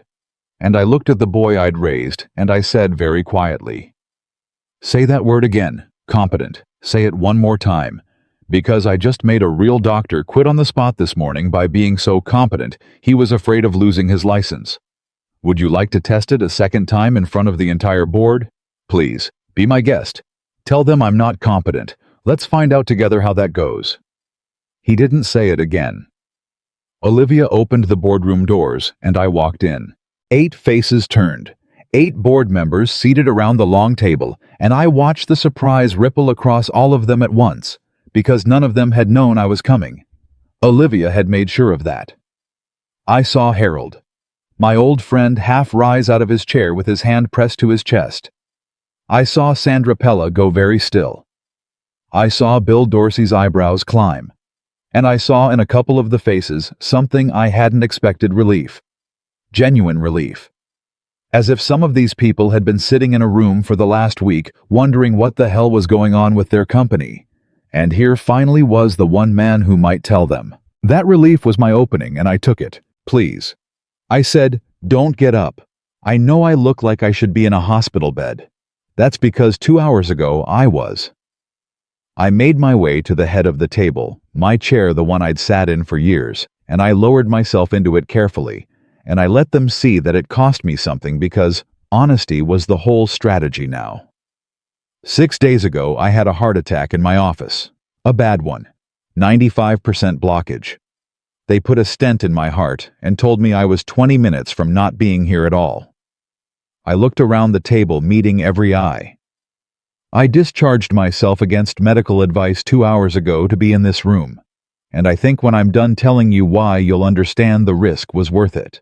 Ryan had followed me in. He was standing near the door, and he found his voice again, and he made his play the only play he had left, which was to get ahead of the story before I could tell it.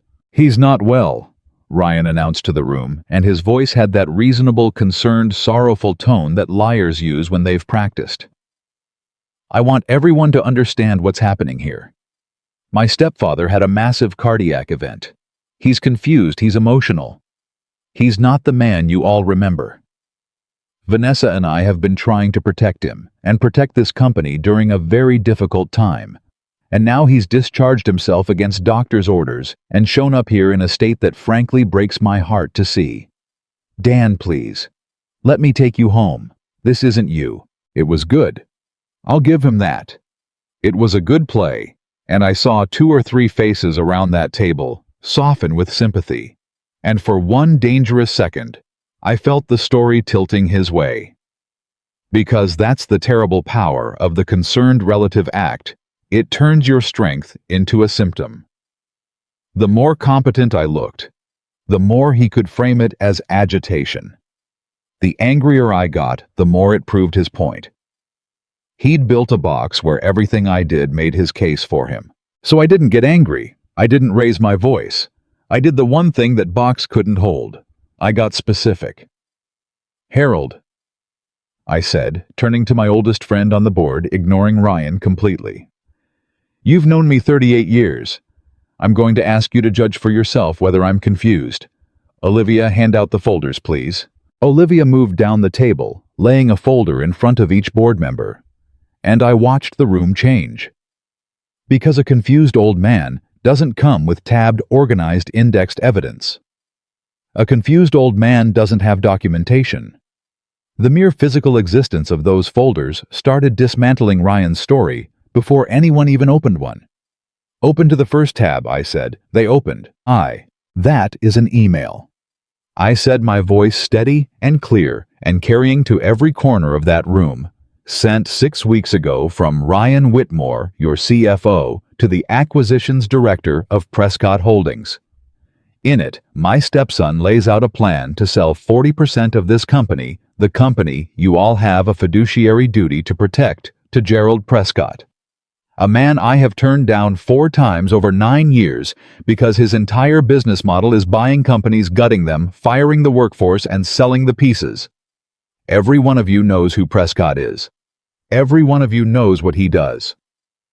I let that sit. Read the highlighted line. Read what the sale was contingent on. I watched their eyes move down the page. I watched them reach the line. Contingent on the founder's expected reduction in day-to-day capacity in the coming months. And I watched Bill Dorsey, old school nervous, the man Olivia was most afraid Ryan had flipped. I watched Bill Dorsey's face go from skeptical to stone. "Expected," I said quietly.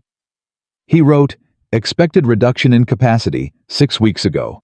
6 weeks before my heart attack. Now I want to be very careful here because it's a serious thing to accuse a man of. So I'm not going to tell you what that word means. I'm going to show you the next tab and let you decide for yourselves." "This is out of context," Ryan cut in, and his voice had climbed half an octave. "You're taking a normal business exploration and making it sound sinister. CFOs explore options. That's literally my job. This is exactly the kind of paranoid misreading that—" "Second tab," I said over him, and I didn't even look at him. They turned to the second tab, and the room went absolutely silent because the second tab was Vanessa's email. To Ryan. "He's been complaining about chest pains for 2 weeks. Won't see a doctor. Honestly, if something happens, it solves our timing problem. Don't push the Prescott thing too hard yet, just be ready." I let them read it. I let them read it twice. And then I spoke into that silence, and I kept my voice low, because I'd learned that the quietest voice in the room is the one everyone leans in to hear. 2 weeks before my heart attack. I said I told my wife I was having chest pains. She told me to take an aspirin. And then she sat down and wrote to her son that if I died it would solve their timing problem. And she told him to be ready. I looked at Ryan now, finally straight at him. "So when I ask what expected reduction in capacity means, Ryan, I think this table can answer it without my help. You didn't just plan to sell my company behind my back. You planned it around my death. You saw a man having chest pains, and you saw a calendar opening up." Something broke in the room then. I felt it. It was the sound of a story dying. Ryan's story. The confused old man, the concerned family, the responsible stepson. It couldn't survive in the same room as that email. Sympathy curdled into something else on face after face. Harold was looking at Ryan like he'd never seen him before. Sandra Pella, who owed Ryan her seat, had gone pale and was very deliberately not looking at him. And Bill Dorsey.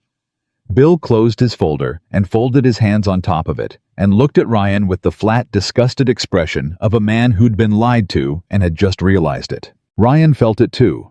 And a cornered man does one of two things. He either goes quiet or he goes for broke. Ryan went for broke. "You want to talk about betrayal?" he said, and his voice cracked, and the reasonable mask fell all the way off, and what was under it was ugly and young and furious. "You want to stand there and play the wounded father? You were never my father. You married my mom and you bought me things and you thought that made you dad. You put me through college and you never let me forget it. You gave me a job and you kept me under your thumb for 4 years, watching everything I did, never trusting me to run anything real. I built relationships. I found opportunities. I tried to move this company forward, and you treated me like a kid who couldn't be trusted with the keys. Prescott was a good deal. It was a smart deal. And the only reason it was contingent on you stepping back is because you were never going to step back, were you? You were going to sit in that chair until you died in it. So, yeah, I planned around that. Somebody had to. And there it was. The confession. Right there in front of 8 witnesses, my stepson admitted the entire thing while trying to justify it, which is the thing about people who believe they're the hero of their own story. Get them angry enough and they'll tell you everything, because in their mind, they've done nothing wrong. I let the silence hang after he finished. I let his own words ring in that room, and then I said very gently, "Thank you, Ryan." He blinked. "For what?" "For saying all of that in front of the board. You just saved me 20 minutes. I turned to the table. "You've now heard it from him directly. He planned to sell 40% of this company to Gerald Prescott, contingent on my incapacitation or death without the knowledge or approval of this board. That's not a business exploration. That's a breach of fiduciary duty. It's self-dealing, and depending on how the securities lawyers look at it, it may be considerably worse." Olivia stood, and now she was the closer, and I watched her work, and it was a beautiful thing. "I've prepared 3 resolutions," she said, sliding papers to the center of the table. "First, the immediate removal of Ryan Whitmore as Chief Financial Officer for cause. Second, an immediate freeze on all accounts and access privileges under his control pending a full forensic audit.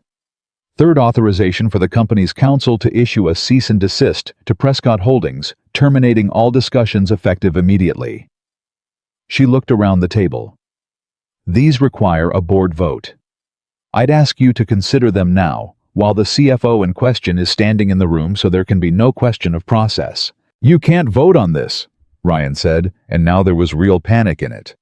"He's not stable. He discharged himself. This whole thing is Sandra. Sandra, tell them. You know me. You know I'd never—" "And Sandra, Pella, the board member who owed Ryan her seat, the one Olivia had warned me about." Sandra Pella looked up at him, and her voice was quiet and final. "I read the emails, Ryan," she said. "I'm not going to lose my own reputation defending yours. I vote in favor." That was the twist I hadn't seen coming, and it was the sweetest one. The person Ryan thought he owned was the first to turn, because people who trade in loyalty forget that the loyalty they buy can always be outbid by self-preservation. Sandra didn't owe Ryan anything anymore. Sandra owed herself. It went around the table. Harold in favor, his voice thick. Bill Dorsey in favor, one hard word. One after another, in favor, in favor, in favor. It wasn't even close. It wasn't 5-4. It was unanimous, every single hand, including the people I'd been afraid of, because in the end, the evidence didn't leave them anywhere to stand. "The resolutions pass," Olivia said. "All 3, unanimously. And Ryan?" I watched it happen in real time. Ryan stopped being a CFO. He stopped being a threat. In the space of about 10 seconds standing by that door, he became what he actually was, which was a 29-year-old man who'd gambled everything on his stepfather dying on schedule and lost. "Security's already on this floor," Olivia said, not unkindly, but not softly either. "They'll escort you to collect your personal items. Your access is revoked as of 30 seconds ago. Your company phone, your laptop, and your badge stay here." She paused. "And Ryan, I'd strongly advise you to speak to your own attorney before you speak to anyone else. Not the company's, your own. You're going to need one." He looked at me. One last time.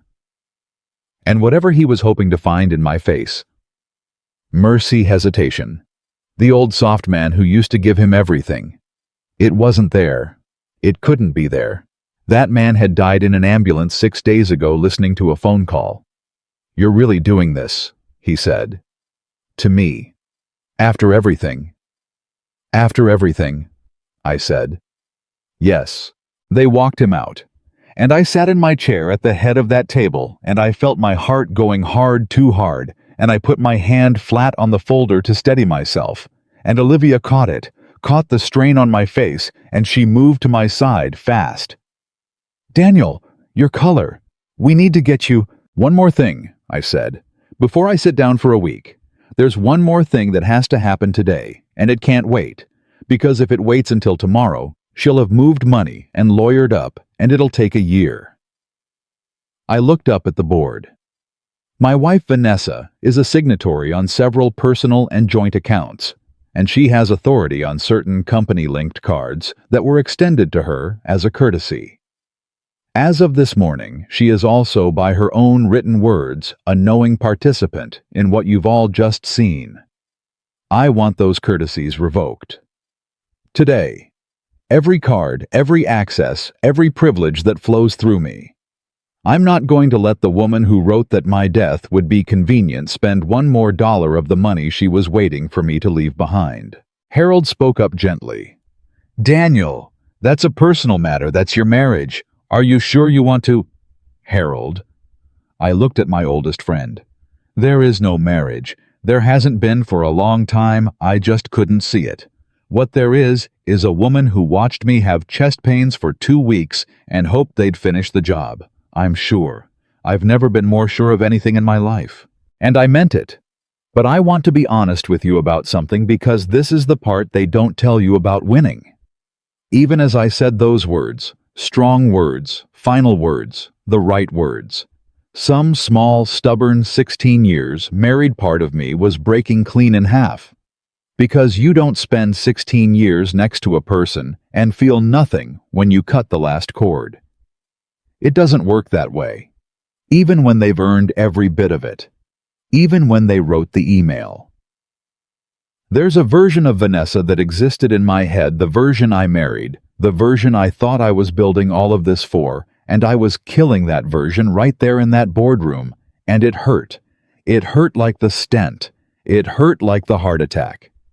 And I did it anyway because sometimes the most loving thing you can do for yourself is stop loving someone who was never really there. Olivia made the calls.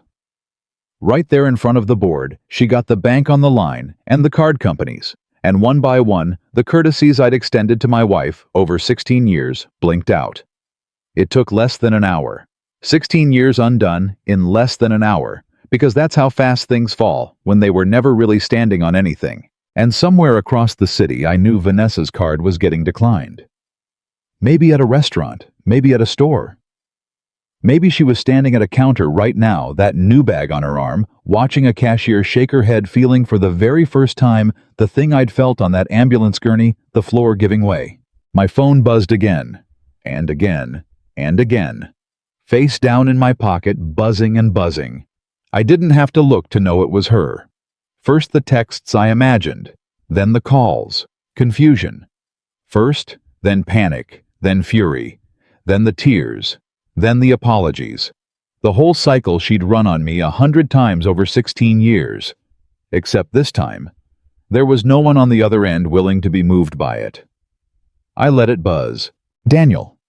Olivia crouched down beside my chair, and the war was over in her voice now. And what was left was just worry and something warmer than worry. "You did it. It's done. All of it. The company's safe.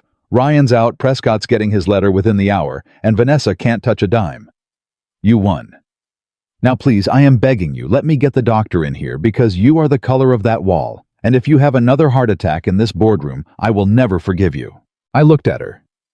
This woman who wasn't my blood, wasn't my wife, owed me nothing, and had slept in a hospital chair and driven like a maniac and stayed up 6 nights building the blade that saved my life. "Olivia," I said. The 2 phone calls. From the ambulance. "Do you remember what you said when they put the phone to my ear?" She thought about it. "I told you that you didn't get to check out that day." "You did." And Vanessa 3 minutes earlier asked if she could treat me by text so she wouldn't miss a flight. I felt my throat tighten, and this time I didn't fight it. I've spent 40 years thinking I knew who my family was. And it turns out I found out in the space of 6 minutes in the back of an ambulance. The wrong person answered the first call, and the right person answered the second. I put my hand over hers. I reached for you by instinct, Liv. When I was dying, some part of me knew who to reach for even when the rest of me was too big a fool to see it, and that instinct saved everything, including me. Her eyes filled. This unshakable woman, and her eyes filled right there on the boardroom floor. "Get the doctor," I said gently. "You're right, I feel like hell. But get the doctor knowing this for the first time in a very long time. I'm not afraid of what happens next. Whatever my heart does in the next hour, I did the thing I needed to do first. I took it back, all of it. And no matter what, they can't undo what just happened in this room." She squeezed my hand hard once, and then she was up and moving, calling for the doctor she'd stationed downstairs, and the board members were gathering around, and Harold had his hand on my shoulder. And for the first time in 6 days, maybe for the first time in 16 years, I was surrounded by people who were actually genuinely afraid for me. Not for my money, not for my signature, for me, for the man in the chair. And as the doctor came hurrying through the door, and the room moved around me, and my heart pounded out its stubborn, wounded, absolutely alive rhythm, my phone buzzed one final time in my pocket and then went still. Vanessa giving up. Or Vanessa realizing that no amount of calling was going to reach a man who had finally, after 16 years, stopped answering. I closed my eyes, and I let the doctor take my wrist, and I thought, let her call. Let all of it come. The lawyers, the fights, the ugliness that was surely still ahead. I'd already won the only battle that ever mattered. I'd chosen the right hand to reach for. And this time, I'd lived to know it.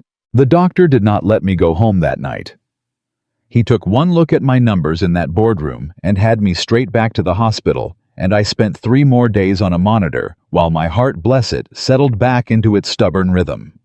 And I'll tell you, those 3 days were different from the 6 that came before. Because the first 6 days I'd been performing weakness while planning war. These 3 days I was just a tired old man who'd won letting himself finally rest. Olivia came every single day. Of course she did. But the thing I want to tell you about first is what happened on the second day. Because it's the twist I didn't see coming, and it changed how I understood everything. Vanessa came to the hospital. Not to my room, she couldn't. I'd left instructions at the desk, and after what she'd pulled with the fake doctor, the hospital took those instructions very seriously. But she came to the floor and she made a scene at the nurses' station, and one of the nurses came and told me a woman was out there asking to see me crying, saying she was my wife. And here's the thing. A week earlier, that would have wrecked me. The idea of Vanessa crying in a hallway kept away from me would have had me telling the nurse to let her in, because 16 years of instinct doesn't die easy. But I lay there, and I thought about it, and I realized something that surprised me. I wasn't tempted. Not even a little. The pull was just gone. Cut clean. Cut. Tell her. I said to the nurse that if she wants to talk to me, she can do it through my attorney. His name is on the card at the desk, and tell her. I stopped, and I thought about what to say, and I landed on the truth. Tell her I hope she finds whatever it is she's actually looking for. Because it was never me. The nurse went and delivered it.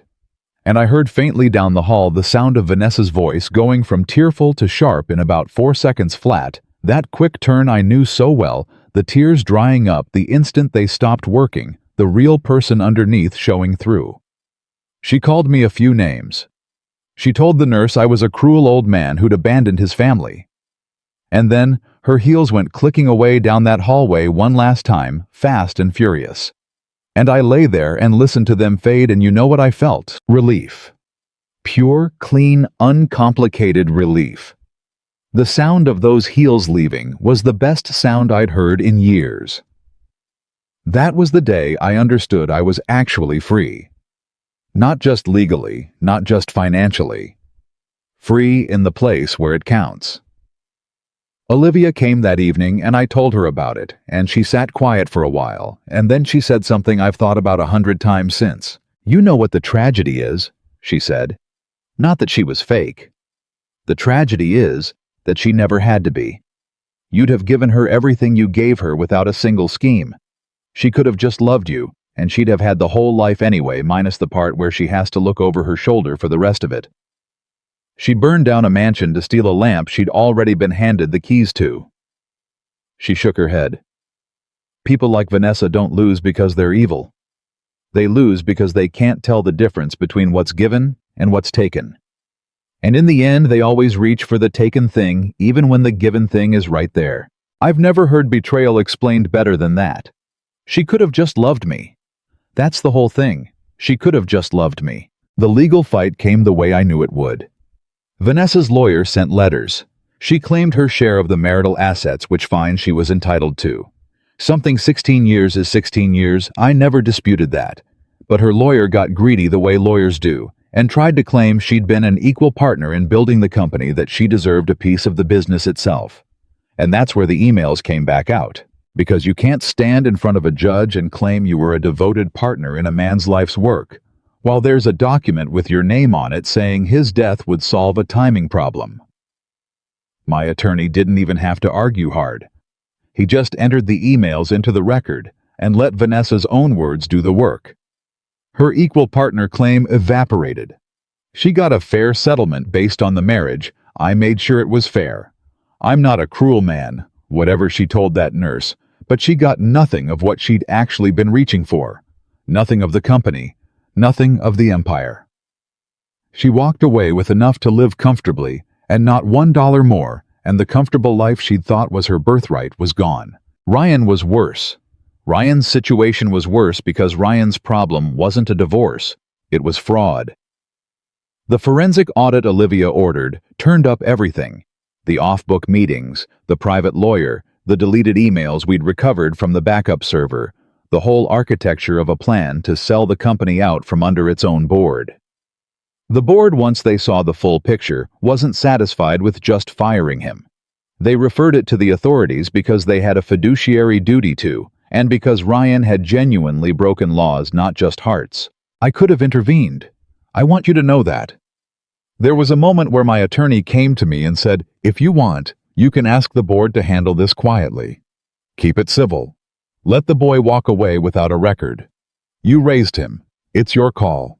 And I sat with that for a long time, because there was still a piece of me, smaller now, but there, that remembered a 7-year-old holding my hand on his first day of school, terrified, trusting me completely. That piece of me wanted to protect him one last time, but then I thought about the word, expected. And I thought about what it means to raise a boy for 20 years and have him look at your failing heart and see a calendar. And I made a decision that was the hardest of the whole affair, harder than discharging myself, harder than facing the board. I let it proceed. He needs to face what he did, I told my attorney. Not because I want him punished, because if I make this go away, I teach him one final time that there are no consequences for him as long as Dan cleans it up. I've been teaching him that lesson his whole life. It's part of how we got here. The most fatherly thing I have left to do for him is to finally let him face something himself. My voice caught. God help me, I hope it's the thing that saves him, because nothing I ever gave him did. Ryan took a plea. He avoided the worst of it, but he didn't walk away clean. He got probation restitution he'll be paying for years, and a fraud record that means no board in this country will ever hand him the keys to anything again. The thing he wanted most, to run something real, to be trusted, to step out of my shadow, he destroyed with his own hands, chasing it the wrong way. He wrote me a letter once about 4 months later. I have it still. It wasn't an apology, not really. Ryan wasn't built for those. It was more of an explanation, a justification, a long account of all the ways he felt I'd wronged him, wrapped around one single line near the end that I think was the truest thing he ever wrote to me. I don't know how to want something without taking it, and I understood then that Olivia had been right about both of them. Vanessa couldn't tell the difference between given and taken. And Ryan didn't know how to want a thing without stealing it. They were the same broken machine mother and son, and I'd spent 16 years pouring love into it and wondering why nothing ever filled up. I never answered the letter. Some things you have to let stay unanswered, not out of cruelty, out of the understanding that there's nothing you can say that will reach a person who's decided they're the victim of the crime they committed. Now here's where the story turns, and I want you to stay with me because this is the part that actually matters. Everything up to now was about what I lost and what I took back. But that's not what the story's really about. I figured that out slowly over the months that followed, and I want to give it to you the way I learned it. The company recovered. More than recovered, it thrived. It turned out that a CFO who'd been quietly steering toward a fire sale had been holding a lot of things back, and once he was gone, the whole place seemed to exhale. We promoted from within a young woman named Priya who'd been running circles around Ryan for years without the title. And within a year, she'd done more good than he'd done in 4. The Prescott threat died completely. Gerald sent one last feeler through an intermediary testing whether the old man was really back in charge, and I sent back a message that was just 2 words, which I'll let you imagine. He never called again. 9 years of circling, and he finally understood the answer was always going to be no, as long as I was breathing. But the company thriving isn't the happy ending. I want to be clear about that, because for 40 years I'd have told you it was. For 40 years I measured my worth in exactly one thing: what I could build, what I could provide, how big I could make the thing that had my name on it. I thought that was strength.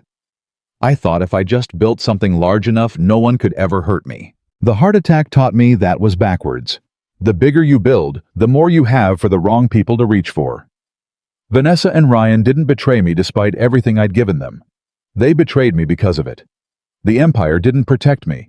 It painted a target on me and called it a family. Real strength, it turned out, was the thing I almost died before I learned. It was the 2 phone calls. It was knowing who answers when you're on the floor.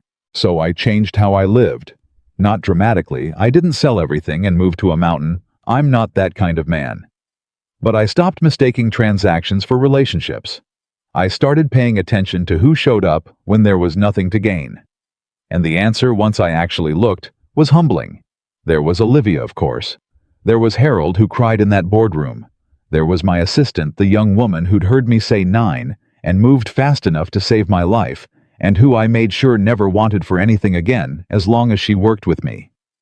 There were people I'd overlooked for years because I was too busy pouring everything into 2 people who were counting my heartbeats. I threw a dinner about 8 months after the heart attack. Nothing fancy, just the people who'd actually stood by me. And I looked around that table at Olivia, at Harold, at Priya, at my assistant, and her husband, at a handful of others. And I realized I was looking at my family. My real one. The one I'd had all along and hadn't seen because I'd been so fixated on the counterfeit one that I couldn't recognize the genuine article sitting right in front of me. And Olivia. I have to tell you about Olivia because I know you've been wondering, and I'm not going to insult you by pretending you haven't. No, it's not what you think, or it wasn't for a long time. Olivia had been my partner and my friend for 11 years, and when a man's whole world has just proven itself to be a lie, the last thing he should do is turn around and dump all his need onto the nearest steady person. I knew that. She knew that. So for the better part of a year, we didn't name the thing that was there. We just kept showing up for each other the way we always had, except now I understood what it was worth. But I'll tell you the moment it changed, because it wasn't grand, and it wasn't romantic in the way movies mean. It was about a year out. We were in my kitchen of all places going over some board materials, and I'd made us coffee, and I handed her hers, and she took it, and her hand was warm. And I stopped, because I remembered Vanessa's cold hands. 16 years of cold hands. And here was this warm hand that had always been warm, that had been warm in a hospital chair, and warm on a boardroom floor, and warm every single day I'd been too foolish to notice. And something in me just quietly came home. Olivia, I said. I'm going to say something, and if it's wrong, we forget I said it and nothing changes because I'm not willing to lose you as my friend, you understand. That's the one thing I can't afford." She looked at me over her coffee, steady as ever. "Daniel Whitmore, we are both too old and have been through too much for you to be this nervous. Say it. When I was dying in that ambulance, I reached for you. Some instinct in me, deeper than 16 years of marriage, knew who to reach for." I took a breath. "I've been reaching for you for a year now and calling it business. I'm too old to keep lying to myself. I did enough of that with people who deserved the lies. You don't." She set down her coffee, and she said, "And this is the last twist, the one that made me laugh out loud in my own kitchen." She said, "Daniel, it took you a year. I've been standing here for a year. I was starting to think that heart attack knocked something loose. We were married 11 months after that. Small ceremony. Harold stood up for me. And I want you to understand something about marrying at 69 to a woman who married you for absolutely nothing you could provide because there was nothing left she couldn't get herself. She was a partner in the company. She had her own everything she needed, not one thing from me. And that was the whole point. For the first time in my life, I was loved by someone who could not possibly be after anything but me. There was nothing else to be after. She'd already earned all of it herself. Do you know what that does to a man who spent 40 years believing he was only worth what he could give? It rebuilds him. From the floor up, it rebuilds him. Vanessa remarried too, I heard. Some months after our divorce finalized. A man with money, naturally though, from what I understand, less than I had, which I imagine was its own small daily torment for her. I don't wish her ill. I truly don't. And that surprised me how completely the anger drained out once the fear was gone. I hope she's happy. I hope somewhere in her she someday understands what Olivia said, that she could have just loved me and had it all and never had to look over her shoulder. But I don't think she will. I think she'll reach for the taken thing for the rest of her life, and I think it'll keep turning to ash in her hands. And I think she'll never once understand why. And Ryan. I'll end on Ryan because he's the one that still costs me something. Last I heard, he's working again somewhere small, somewhere far from any keys to anything real. Paying off his restitution. Living the ordinary life he was so desperate to skip past. And I genuinely hope that ordinary life is the making of him. That having something taken from him finally teaches him the difference between wanting and stealing that all my giving never could. I hold no illusions. But I hold that hope. A man's allowed to hope for the boy whose hand he once held, even after everything. Especially after everything. People ask me sometimes, the ones who know the story, whether I regret it. Whether if I could go back, I'd want to not know. To have kept the comfortable lie. To have never read the email, never heard the phone call, gone on believing I had a wife and a son who loved me. And I always tell them the same thing. That heart attack was the best thing that ever happened to me. I know how that sounds. A man says the thing that nearly killed him was the best thing that ever happened to him, and you think he's lost his mind, or he's putting a brave face on a tragedy. But I mean it as plainly as I've ever meant anything. Because that heart attack cost me a counterfeit family and bought me a real one. It cost me a wife who wouldn't cancel a flight, and gave me a wife who slept in a hospital chair. It cost me a son who saw a calendar in my failing heart and gave me back myself. The man on the office floor. The man in the folding chair. The man who builds things from nothing and never ever quits. I was 68 years old, dying on the floor of the empire I'd built, when my wife asked if she could approve my treatment by text so she wouldn't miss her flight. And I want to tell every single person listening to this, everyone who's ever given their whole heart to people who only loved what your heart could buy them. I want to tell you the thing. It took me 68 years and a stopped heart to learn. The people who leave when you fall were never standing beside you. They were standing beside your bank account. Betrayal isn't the end of your story. It's the moment the truth finally gets loud enough for you to hear it. And walking away from people who only love what you have isn't losing your family. It's finally at long last finding yourself. My name is Daniel Whitmore. I lost a wife and a son and an empire's worth of illusions on the worst morning of my life. And I would not trade that morning for anything in this world, because it was the morning I stopped being what I could provide and started being who I actually am. I reached for the right hand when I was dying, and I have held on to it every single day since.